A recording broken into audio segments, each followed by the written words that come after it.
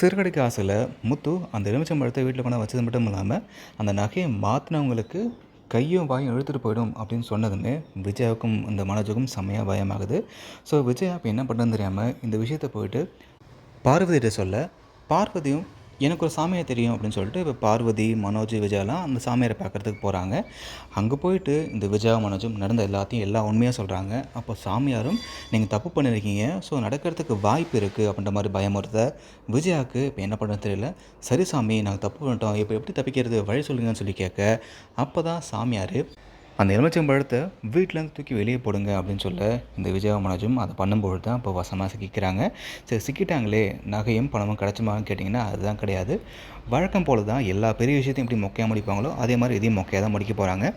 அண்ணாமலை ஆரம்பத்தில் ஆகும்னு கற்றுனாலும் சரி ஓகே நடந்து போச்சு, நான் உனக்கு பணம் கொடுத்துட்றேன், நானே அந்த ரூம் கட்டி கொடுத்துறேன்ற மாதிரி இந்த விஷயத்தை முடிக்க போகிறாரு. இதை பற்றி உங்களுக்கு கருத்துக்கள் என்ன அப்படின்றத கமெண்ட்டில் பதிவு பண்ணுங்கள்.